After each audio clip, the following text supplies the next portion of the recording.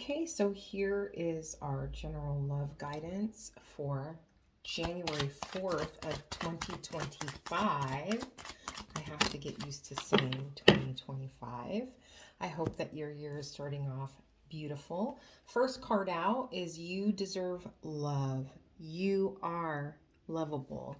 So that to me says that whoever this reading is meant for is someone who um, might be struggling a little bit with self-love, self-acceptance.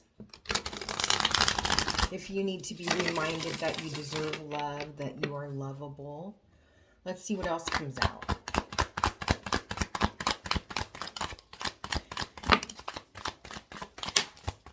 Oh, you got a runner here. Oh, goodness gracious. Okay. So I feel like this is saying that there is a connection here with someone who is sending mixed signals to whoever needs to hear you deserve love. You've got confusion. Their actions are causing confusion, and they're being elusive and they're running away. So I just heard I just heard what was it? I thought you cared. I thought you cared. That's what just came to me. And then you have spying.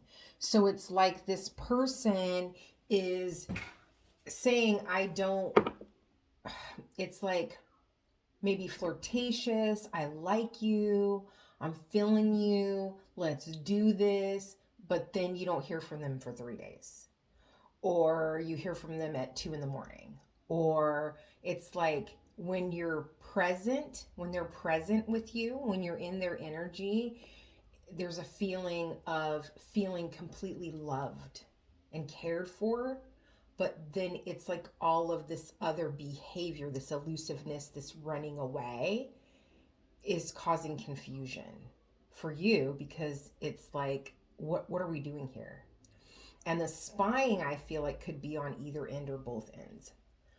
This would be different for different people. So let's see what Tarot has to say.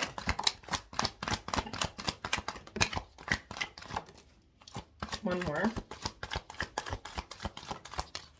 Okay, so we've got the King of Cups on the bottom of the deck. So this is someone who's emotionally mature.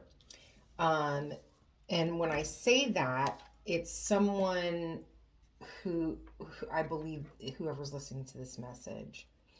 And I think these are second. So you've got the Eight of Wands. You've got the Six of Pentacles with the Fool. You've got the King of Swords and the Ten of Cups as the outcome. So for me, this is all about someone wanting to communicate, let's start over. And they're hoping that it's reciprocated. Let's start this whole thing new in a new way. And I'm getting something from the crocodile here. It's kind of like without this sense of anxiety. Like, I want to start over without this sense of anxiety. But I feel like there's some healing that needs to be done. You have this King of Swords, which is the feminine version, plus this King of Cups. So it's kind of like, I want this. I want things to be new without this sense of doom and gloom underneath the relationship. But there's healing that has to be done in order for that to happen. And then there's a possibility here, right? So this is what's available, is this Ten of Cups energy, this emotional fulfillment. What I think this is whoever needs to hear this message is the person that needs to hear that you deserve love. You deserve to feel welcome, accepted just the way you are. You deserve to feel appreciated, celebrated. But until things are aligned, that's not going to happen. I feel like the King of Cups is you. And I also feel like the King of Swords is you. So, sorry about that. I feel like the King of Cups is the journey itself. This journey for you of maturing emotionally within yourself. Yeah, and you've got the Tower underneath the, so it's almost like a realization, an epiphany about something emotionally that kind of sends someone on a journey here. All right, so let's clarify. Why is the Eight of Wands here? Why is the Eight of Wands here? You've got, yeah, so that you've got to go within and do the work. You've got to go with it. It's almost like I want to talk to this person. I want to communicate how I feel. But it's like with the Hermit, it's like, no, this needs to be an internal conversation. This needs to be the energy needs to go within, not outside of yourself. Because as long as you are trying to communicate what you want with this other person who's not in a place to hear it or receive it, that's where that crossroads energy is coming in.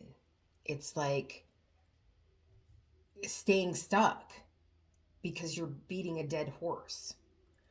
And it's not, I'm a real fan of saying, like, people are not all good or bad. They're on their own journey, and you have to accept where they are. They may not be where you are. Okay, and then why is the Six of Pentacles here with the Fool? You've got the Knight of Wands and the High Priestess.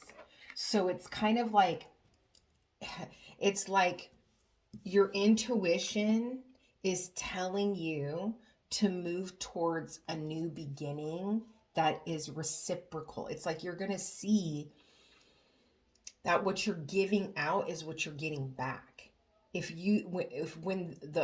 When you're talking to someone and they are listening, really listening, and then when they're talking, you're really listening, you can feel that reciprocation between the two of you. But when you're listening to someone and you hear everything you say, even to the point where I feel like someone hears, like, takes notes, like, oh, their favorite this is that, their favorite this is that, or this is their favorite place to vacation, or whatever it might be.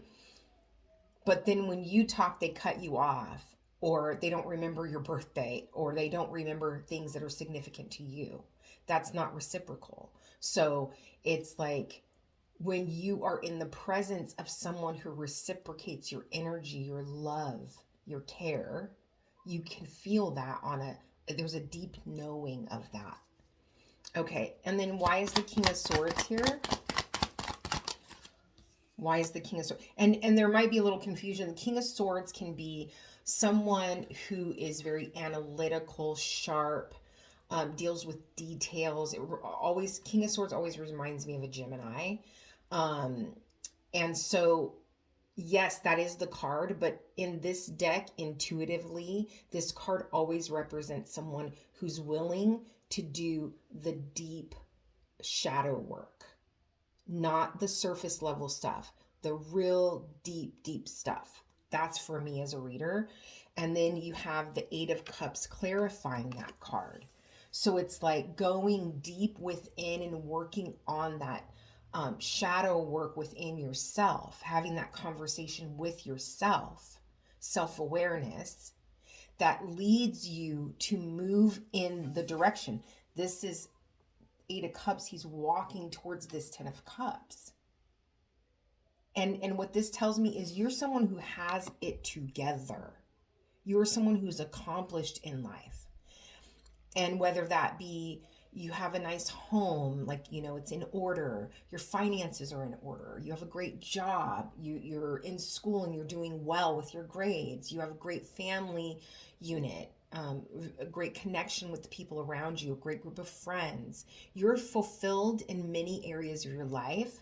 This is the area that needs work. And it's like once you start doing this work, you're going to see clearly what that ninth cup is that you need to go after.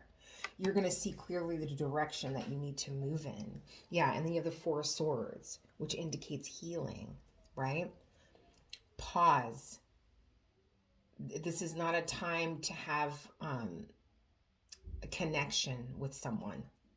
All right, and then why is the Ten of Cups here as the outcome? Ooh, you got the Tower. I think once this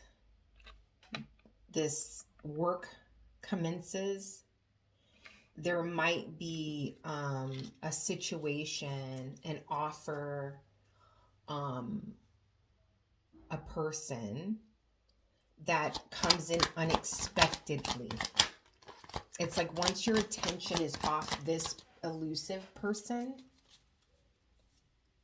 you step back and you allow them to do the work that they need to do. And it could be them after the work's done. You don't know, but that's not the point. The point is that it's time for you to focus within. And then you've got the Sun and the Princess of Wands. So it's like this liberation that allows you to step forward more confidently. It gives you the opportunity to find the power within yourself to move forward.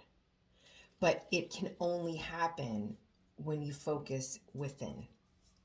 So I hope that this helps. Many blessings.